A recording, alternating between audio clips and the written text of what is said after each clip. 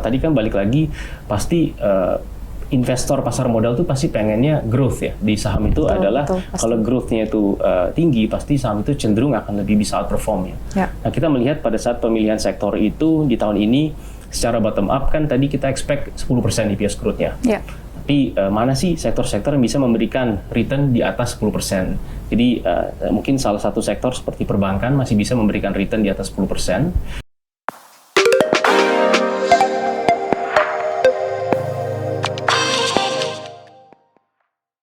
Bersama saya Yunika Altanata Satya, saya Sales of Product dari Mandiri Sekuritas. Dan hari ini saya ditemani oleh Bapak Adrian Jozer.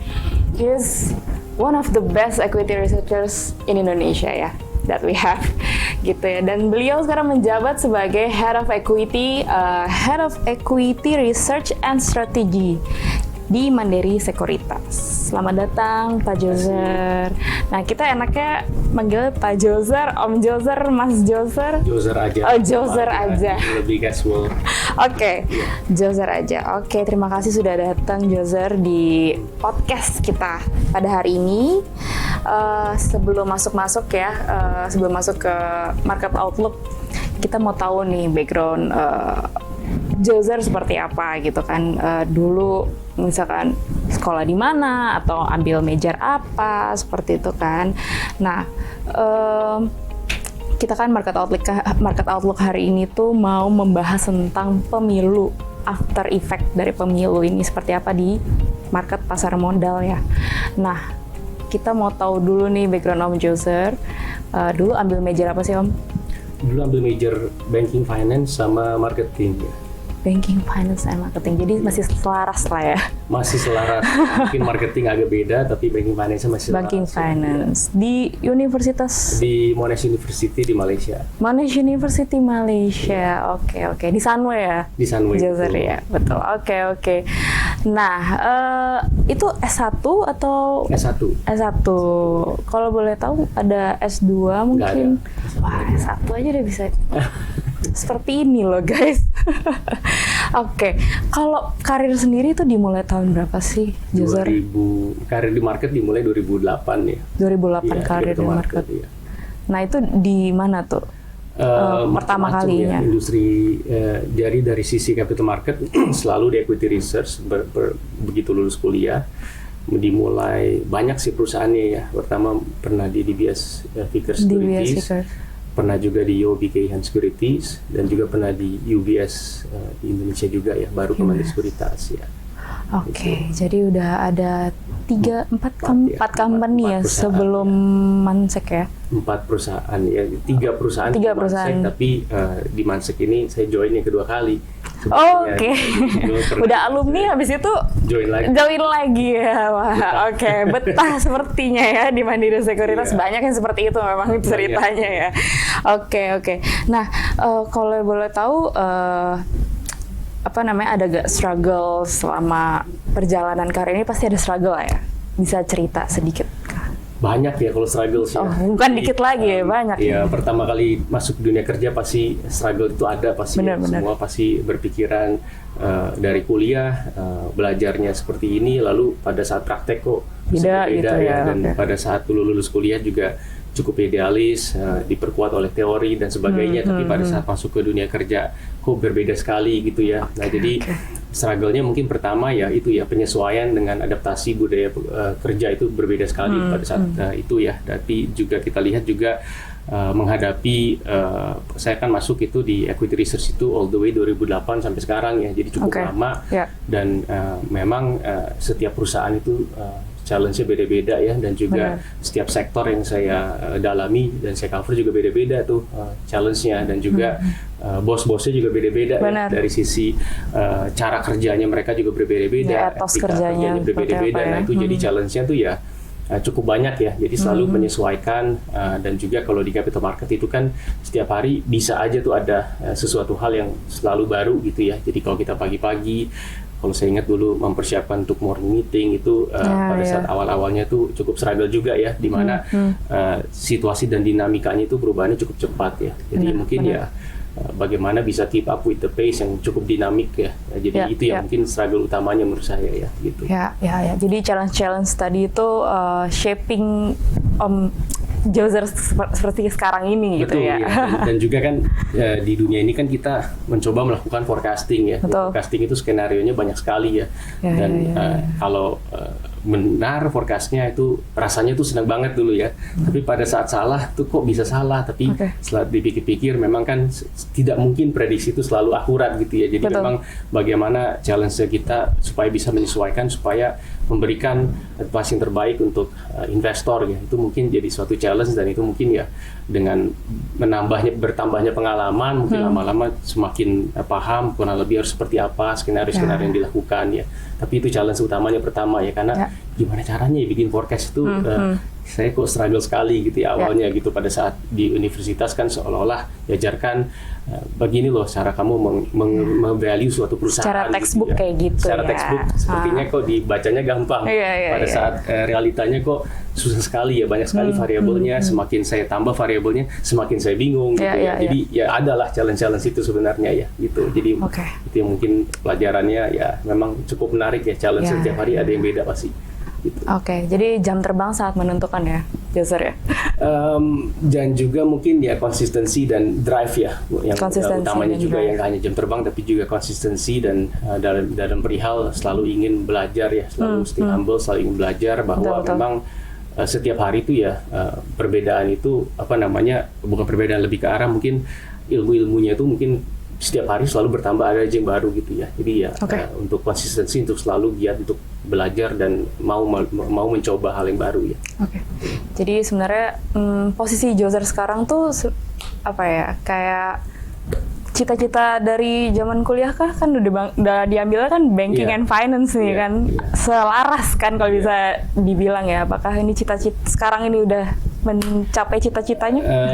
Ya bisa dibilang dulu nggak pernah kepikiran ya mau jadi analis ya. Dulu juga mungkin pada saat itu pertama kalinya mengenal dunia investasi mungkin waktu kuliah ya, di semester tahun-tahun terakhir gitu, di mana mencoba-coba lah pada saat itu, mencoba-coba ingin ikut-ikutan teman dulu ya. Mungkin kita belajar mengenai menganalisa suatu saham perusahaan, coba deh kira-kira mencoba berinvestasi itu seperti apa, coba-coba gitu ya. Entah itu mungkin kalau dulu mungkin belum punya uang jajan yang cukup sehingga mungkin pakai dummy portfolio gitu ya, mencoba gitu ya. Nah mungkin dari situ pertama awal mulanya, terus banyak beberapa teman waktu bareng kuliah juga mereka mencoba investasi juga sendiri gitu ya, mungkin jadi nasabah suatu sekuritas retail juga pada saat itu. Nah disitulah mungkin mulai mengenal ternyata ada role-role yang dimana menjadi sell side analyst juga gitu ya. Tapi awalnya sebenarnya ingin mencoba ke perbankan juga gitu, terus juga ingin mencoba ke investment banking juga gitu ya. Tapi ternyata setelah mulai mencoba pekerjaan di 2008, pertama kali dapat pekerjaan itu langsung di equity research, ternyata suka gitu. Jadi mungkin awalnya nggak ada cita-cita menjadi analis sebenarnya. Cita-citanya ya sebenarnya ya lulus kuliah mungkin gitu ya, lalu masuk ke dunia kerja gitu. Tapi di dunia kerja yang berhubungan dengan pasar modal. Seperti sudah diarahkan dari yang atas ya ke dunia pasar modal ini ya. Jadi titik poin di mana sih yang Jozer tuh ngerasa kayak kayak gue harus lebih eksplor lebih banyak nih di dunia pasar modal ini gitu. Kayak apakah tadi tidak habis-habisnya untuk selalu belajar atau gimana? Jadi mungkin gampangnya nih ya, kalau kita kan kerja itu kan digaji ya. Betul. Kalau belajar itu kita bayar ke sekolah gitu ya.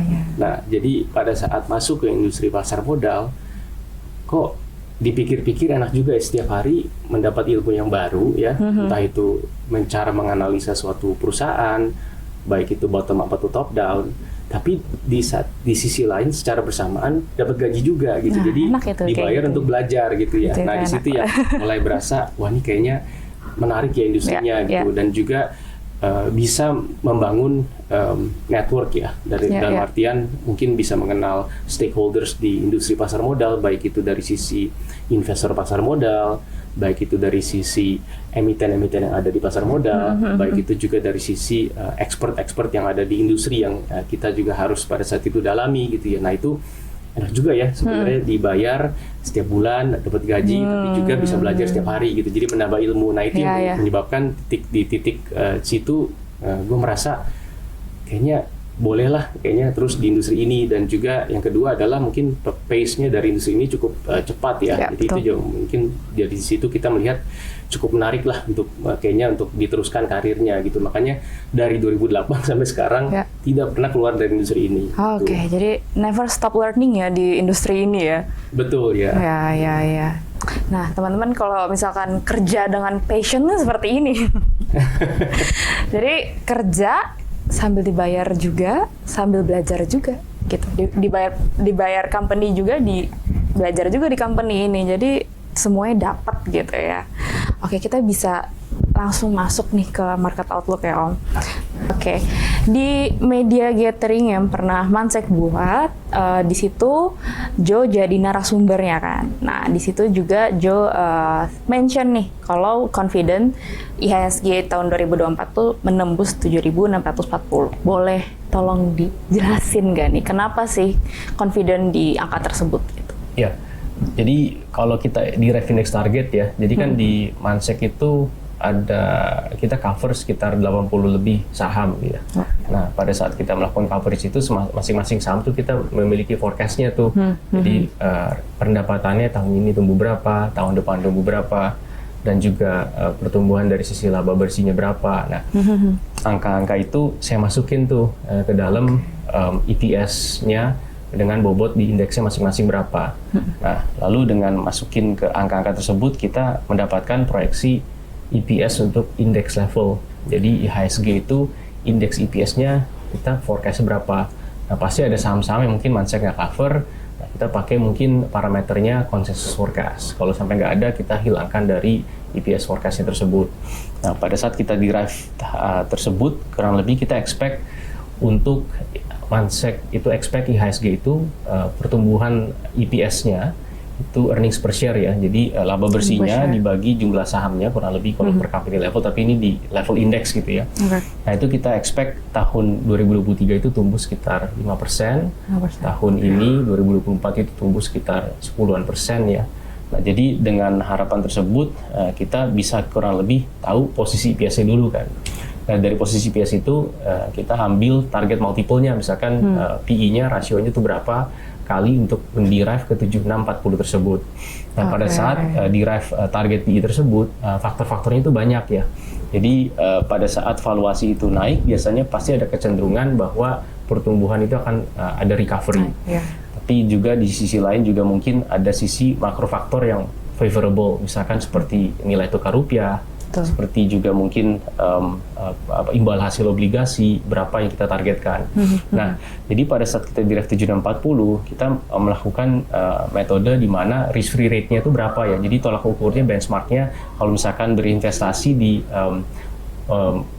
aset kelas yang lebih ke arah bebas risiko seperti government bond seperti misalkan itu. Nah, kita juga ada targetnya tuh di Mansek. Nah, yang gue pakai di tahun ini adalah 6,2% untuk imbal hasil Sun yang 10 tahun. Nah, dengan 6,2% tersebut, kita anggap bahwa IHSG memiliki target dividend yield sekitar mungkin 3,84%.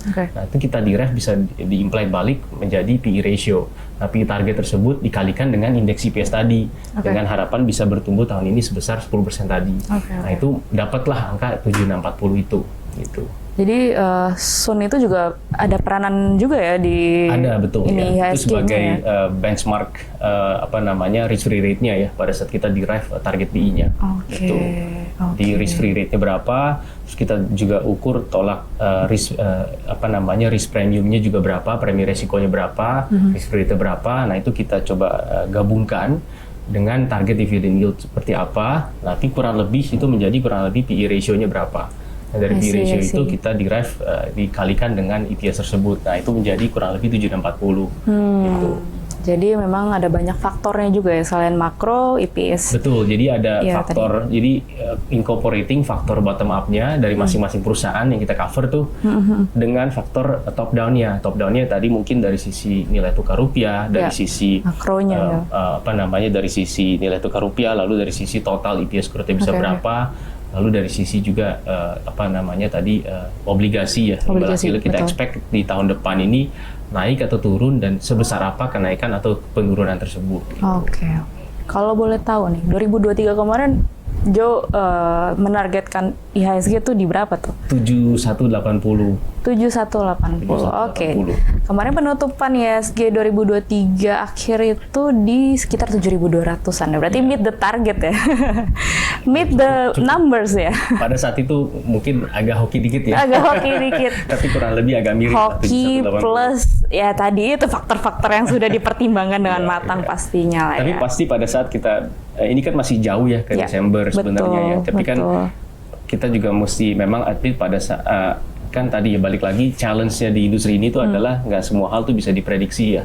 Kan prediksi itu adalah sesuatu yang dinamis banget lah ya. Bukan ilmu pasti gitu ya. Jadi pasti pada saat misalkan perusahaan mengeluarkan results di kuartal 1, kuartal 2, kuartal 3, kami selalu update tuh angka-angkanya. Per analis itu kita selalu update apa sih kira-kira deviasi dari forecast-nya masing-masing ini seperti apa.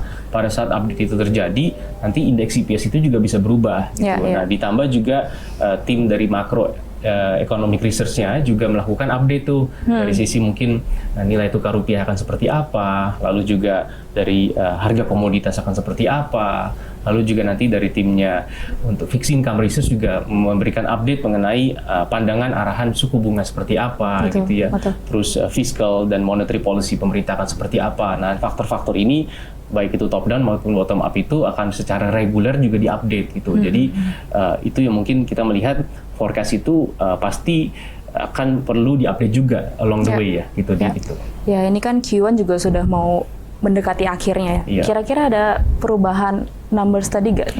7640 sampai tadi. Detik ini belum, cuman kalau kita lihat dari global ya kelihatan ya. Tadinya mungkin di akhir tahun lalu di November Desember marketnya mungkin masih agak gejolak, tapi Desember di pertengahan bulan marketnya mulai positif kan IHSG ya, karena ada ekspektasi akan potensi di mana Fed Fund Rate-nya itu sudah memasuki masa puncaknya, karena pada saat itu Gubernur Bank Sentral Amerika tiba-tiba turning a bit dovish tuh di tanggal 14-15 Desember, lalu marketnya mulai rally karena ekspektasi pemotongan suku bunga The Fed di tahun 2024 bisa cukup agresif gitu ya.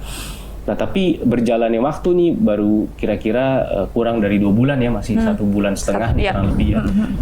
Agak tatanan global ini agak mengalami perubahan nih. Kalau kita lihat data-data ekonomi di Amerika cukup strong, cukup kuat ya, yang menyebabkan di mana pelaku pasar memprediksi bahwa kemungkinan Fed Fund Rate cut-nya juga bisa mundur dari sisi pemotongan suku bunga pertamanya, dan jumlah pemotongan suku bunganya juga mungkin tidak akan sebesar dari yang sebelumnya di bulan Desember diharapkan, karena data-data ekonominya yang masih cukup kuat ya. Jadi itu yang mungkin ada fine tuning diprediksi di globalnya gitu. Jadi kalau kita lihat 1 bulan 2 bulan terakhir seperti itu, maka di Mandiri Sekuritas pun kita juga fine tuning tuh dari sisi top 10 stock picks yang kita update secara berkala. Nah, itu kita juga fine tuning juga tuh di kurang lebih mungkin 2-3 minggu yang lalu ya, kita melakukan update di top 10 stock picks-nya. Jadi secara big picture-nya masih sama outlook-nya, cuma dari sisi pemilihan sektornya sama pemilihan sahamnya kita of course harus fine tuning ya terhadap data-data yang terbaru dipublikasikan, baik itu di global dan juga di Indonesia gitu. Oke. Nah, sekarang kan kita lagi dalam masa-masa pemilu nih ya Om. Ada gak sih sektor-sektor yang favorable gitu di market? Seperti apa sih? Gitu? Ya kita sih, kalau untuk 2024 ya, sektor-sektor yang kita suka, tadi kan balik lagi, pasti investor pasar modal tuh pasti pengennya growth ya. Di saham itu adalah kalau growth-nya itu tinggi, pasti saham itu cenderung akan lebih bisa outperform ya. Nah, kita melihat pada saat pemilihan sektor itu di tahun ini, secara bottom up kan tadi kita expect 10% EPS growth-nya. Tapi mana sih sektor-sektor yang bisa memberikan return di atas 10%? Jadi mungkin salah satu sektor seperti perbankan masih bisa memberikan return di atas 10%.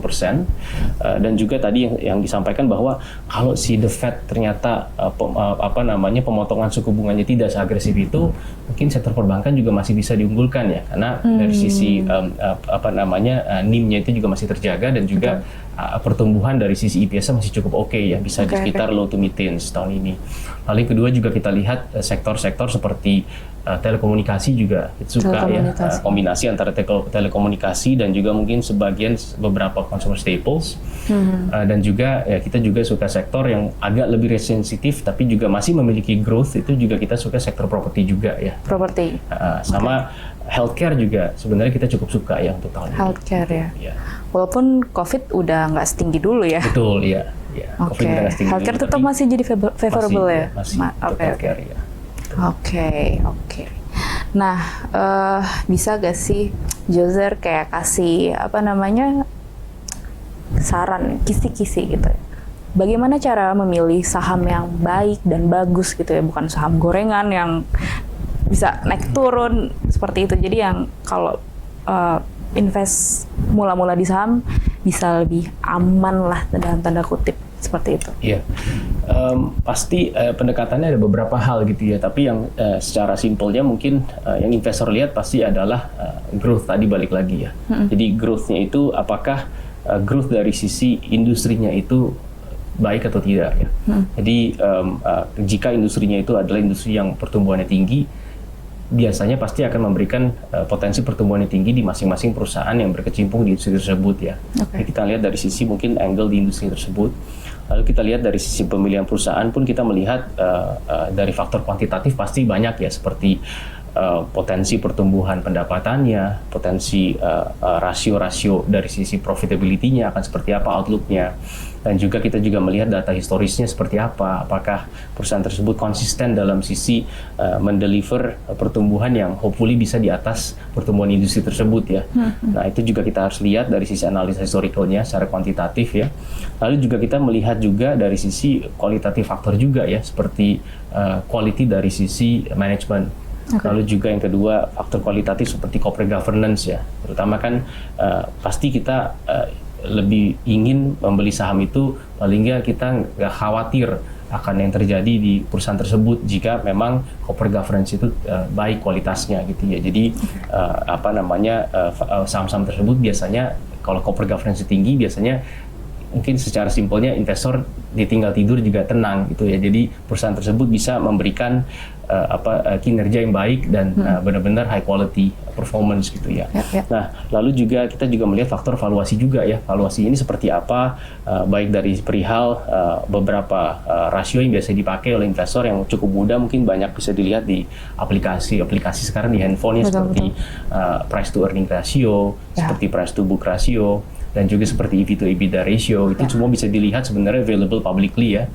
Dan ini kita lihat. Dimos juga bisa dilihat loh. Betul, bisa dilihat ya. Bisa ya, di financial itu bisa dilihat itu. Betul. Nah, jadi kita lihat di situ sebenarnya sudah masih menarik atau belum, baik itu dari perihal terhadap historical valuation-nya dan juga terhadap perusahaan-perusahaan sejenis di industrinya tersebut menarik atau tidak. Jadi kita lihat tadi ya, jadi kalau disimpulkan kondisi fundamental perusahaan baik dari sisi financial ratios, valuasinya itu masih menarik atau enggak, dan terutama industrinya itu lagi favorable atau enggak ya pertumbuhan dari industri tersebut gitu. Jadi itu sih yang kita lihat ya dalam sisi pemilihan saham ya.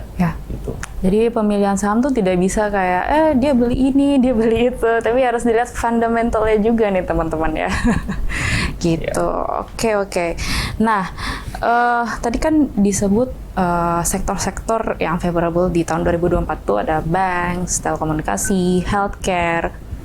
Boleh gak sih Jo kayak kasih rekomendasi dari masing-masing sektor itu yang oke nih menurut Jozer gitu, menurut seorang Jozer. Ya kalau untuk yang official recommendation ya mungkin boleh official dulu ya sebentar ya. Jadi yang untuk top 10 picks Mansek sekarang itu adalah Ace Hardware, Bank BCA, Bank Rakyat Indonesia, BFI Finance, Bank Syariah Indonesia, Ciputra, CTRA ya, habis itu GoTo, ada juga ICBP, Indosat dan juga Jasa Marga. Itu top 10 picks kita. Tapi ini diupdate selalu berkala ya. Benar. Jadi ini as per kapan nih datanya nih? Ini yang terakhir ya. Jadi mungkin ini terakhir update itu 2-3 minggu yang lalu ya kalau nggak salah ya. Gitu. Oke, teman-teman juga bisa lihat sih data ini di website kita ya. Untuk top 10 picks-nya ini ya. Harusnya bisa ya. Harusnya bisa. Ya. Oke, next pertanyaan lagi. Nah, kalau least preferred sector seperti coal and construction itu menurut Jozer seperti apa nih? Apakah 2024 ini masih ada peluang atau gimana? Ya. Jadi sebenarnya peluang saya melihatnya mungkin kenapa kita taruh list preferred ya untuk sektor coal sama construction mungkin kalau coal lebih ke arah top down ya karena mungkin kita lihat komoditi sudah peak cycle-nya. Tapi kalau misalkan dari sisi construction kita melihat mungkin kita lebih secara opportunity sebenarnya kita lihat memang kan budget pemerintah itu sebenarnya masih akselerasi masih bertumbuh untuk infrastructure spending ya. Tapi kita juga menilai ada potensi menarik di sektor infrastruktur, tapi di sisi lain dari sisi resiko yang menyebabkan kenapa kita masih taruh di list preferred adalah mungkin lebih ke arah dari sisi kondisi balance sheet perusahaan yang dimana tingkat hutangnya masih cukup tinggi, sehingga saya masih taruh di list preferred ya sampai kita bisa melihat mungkin progres dari sisi debt deleveraging ini akan seperti apa ke depannya gitu. Jadi untuk proxy terhadap sektor infrastruktur yang tadi di top 10 tadi kita taruh saham Jasa Marga. Jasa Marga. Karena kenapa story-nya kita juga expect ada debt deleveraging story. Jadi begitu ada certainty dari sisi debt deleveraging bisa menarik dan opportunity kita lebih prefer masuk ke sahamnya melalui Jasa Marga. Jadi yang tadi sebenarnya Jasa Marga tuh masuk dalam list preferred tadi ya sebenarnya. Enggak, Jasa Marga yang infrastrukturnya masuk ke infrastruktur construction-nya itu. Di satu ekosistem yang sama sebenarnya Jasa Marga lebih ke operator dari sisi infra asetnya ya. Oke, Jo, suku bunga The Fed kan juga udah lagi tinggi-tingginya nih dan katanya mau ada penurunan suku bunga dari The Fed. Bisa sampai 3 kali. Per masing-masing itu kan 25 bips ya kalau nggak salah ya. Nah itu apakah ada dampak langsung gitu ke Indonesia terkait suku bunga? Iya pasti. Mau turun itu? Pasti betul. Jadi memang di kondisi suku bunga yang tinggi biasanya terutama di suku bunga The Fed yang tinggi ya biasanya memang itu menjadi fenomena di mana pasar emerging market ya seperti Indonesia termasuk salah satunya itu volatility-nya itu pasti lebih tinggi ya karena ada resiko terhadap nilai tukar currency-nya di masing-masing negara tersebut termasuk di rupiah ya.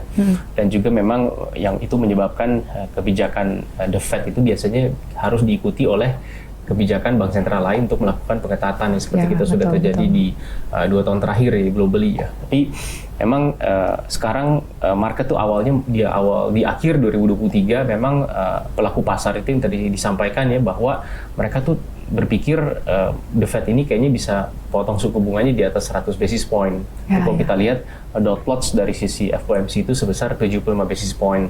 Dan sekarang kayaknya probability untuk Fed rate cut dilakukan di Maret April itu semakin mengecil ya.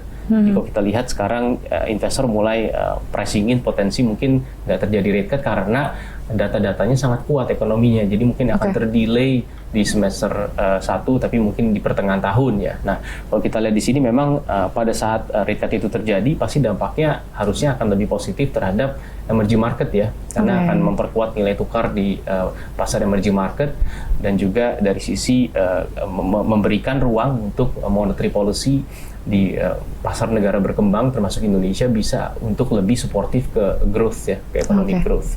Nah, di situ kita melihat so far memang IHSG ini cukup resilient ya. Jadi kalau kita lihat biasanya kalau Fed-nya naikin bunga dari 0% kemarin sampai ke 5%, harusnya rupiah itu bisa bergejolak. Tapi selama ini so far rupiahnya sangat stabil gitu ya. Jadi kalau kita lihat dampaknya sangat bisa dibilang sangat teredam dari sisi mungkin juga sudah terjadi reform dari sisi makro ya, baik itu dari sisi neraca dari sisi current account defisit yang Indonesia dulu bisa di atas 2,5% sebelum pre-COVID ya.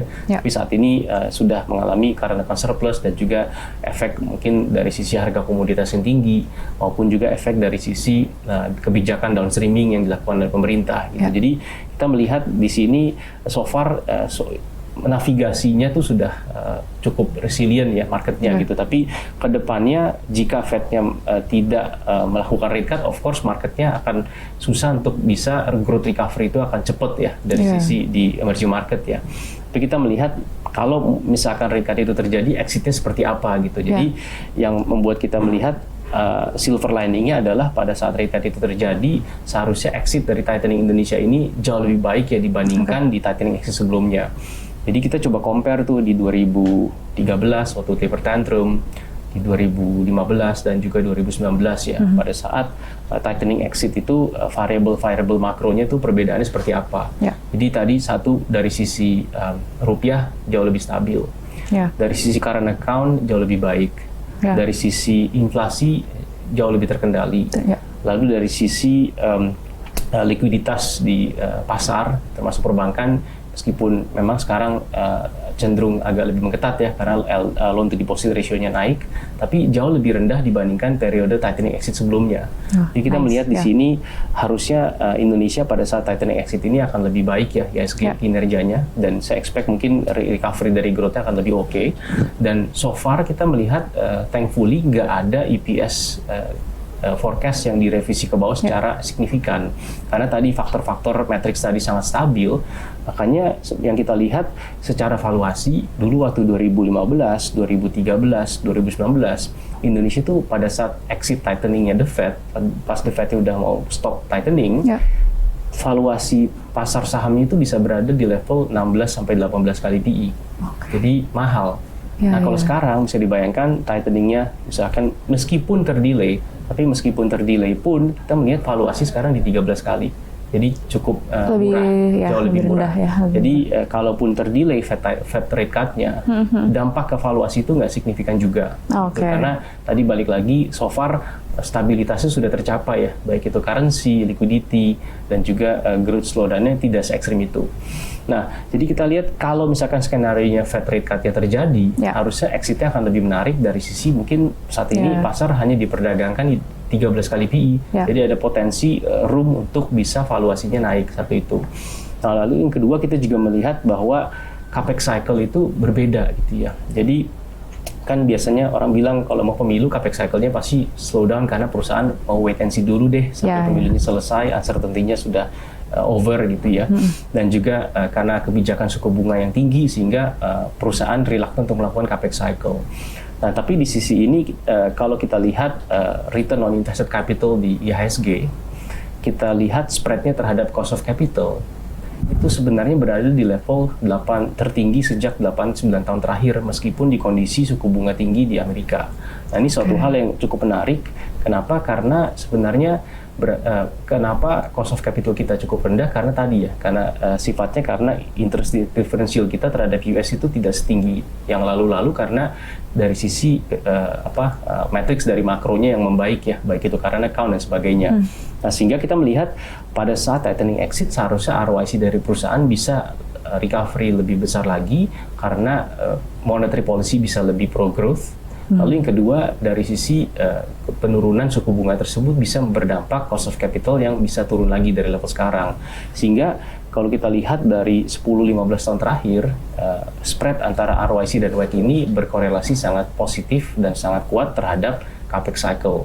Jadi kita melihat mestinya sih exit dari tightening ini spreadnya yang sangat tinggi, even tertinggi sejak tahun 2012, maka harusnya capex cycle-nya itu recovery-nya akan bisa lebih cepat harapan kami dan juga mungkin bisa lebih kuat ya dibandingkan tightening exit sebelumnya. Gitu. Jadi di sini kita melihat harusnya silver liningnya di situ tuh. Tapi kalau sampai nggak terjadi atau terdelay, misalkan nggak terjadi rate cut di bulan Mei Juni, mungkin terjadinya di kuartal 3 atau kuartal 4, tetap kita melihat tadi balik lagi bahwa kestabilan makronya sudah terjadi dan juga valuasinya sebenarnya tidak mahal. Gitu. Jadi downside risk juga nggak besar juga. Walaupun ada terjadi delay cut rate tadi ataupun akan terjadi cut rate? Karena dampak dari 0% ke 5%-nya sudah terjadi nih kenaikan bunganya, dan so far variable di financial asset so far cukup stabil. Gitu. Ya, Di paling ini tinggal tunggu kapan dan kita melihatnya ke situ. Market Indonesia jadi dilihatnya masih positif ya, walaupun nanti ada delay cut rate ataupun nanti ada terjadi terjadi cut rate. Kalau misalkan malah lebih menarik lagi gitu ya. Kalau misalkan delay cut rate ya mungkin upside risk-nya nggak akan terrealisasi dengan dalam jangka waktu pendek ya gitu. Tapi kalau misalkan kita lihat pertanyaannya mungkin sekarang lebih ke arah kapan pivot itu terjadi. Apakah Amerika ini dari orang berharapnya awalnya tadi berasumsinya bisa hard landing, mulai ke soft landing. Sekarang ada kubu yang berbicara apa jangan-jangan no landing Amerika gitu ya. Nah itu juga bisa berdampak sih. Jadi mungkin return rates dari sisi berinvestasi di saham bisa berbeda-beda tuh dari skenario Amerika hard landing, soft landing atau no landing ya, itu bisa berbeda-beda ya. Gitu. Karena itu akan mempengaruhi kebijakan monetary policy, mempengaruhi currency dan likuiditas di negara berkembang. Nah, itu kan tadi dari The Fed-nya sendiri. Nah, kalau kita ngomongin ini tentang pemilu Amerika yang terjadi akan dilaksanakan di November kalau nggak salah. Itu kan Trump sendiri sudah deklarasi nih dia mau maju lagi nih jadi capres. Itu apakah ada negatif impact ke Indonesia atau malah jadi oke di Indonesia? Pasti secara globally pasti volatility-nya pasti volatility pasti levelnya pasti naik ya. Karena pasti akan ada orang pasti akan wait and see melihat kebijakan akan seperti apa gitu. Tapi di sisi lain pasti pelaku pasar akan melihat flashback ke yang sebelumnya. Jadi sebelum pada saat periode sebelumnya pada saat Presiden Trump itu menjadi presiden di Amerika Serikat, seperti apa kebijakannya pasti akan berkaca ke situ kan. Nah, kalau kita lihat pasti beberapa hal yang investor akan lihat. Satu mungkin yang paling utama adalah dari kebijakan trade policy. Apakah kebijakan trade policy-nya akan inward looking masih seperti yang dulu ya, seperti mungkin America First Agenda gitu ya. Di situ juga apakah trade war dengan China-nya semakin menggebu-gebu lagi gitu ya. Nah di situ pasti akan ada dampak ya ke emerging market. Lalu yang kedua juga dari perihal sentimen investor ya. Sentimen investor bahwa Presiden Donald Trump ini terkenal sangat candid ya dari statementnya, dari kebijakan-kebijakan yang sangat candid, dan statementnya di publik yang sangat candid, di mana volatility-nya itu bisa lebih tinggi pada saat itu gitu ya. Jadi pasti akan investor ada khawatiran, pasti di situnya pasti akan di-price-in juga gitu ya. Jadi kita lihat dampak dari trade policy, dampak dari sisi investor sentiment pasti akan ada, bisa potensi ada dampak mungkin ke nilai tukar currency di emerging market, bisa ada dampaknya ke situ, dan juga berdampak ke yield dari sisi government bonds ya, dan juga flows dari sisi pasar modal, baik itu di bond market maupun itu di equity market.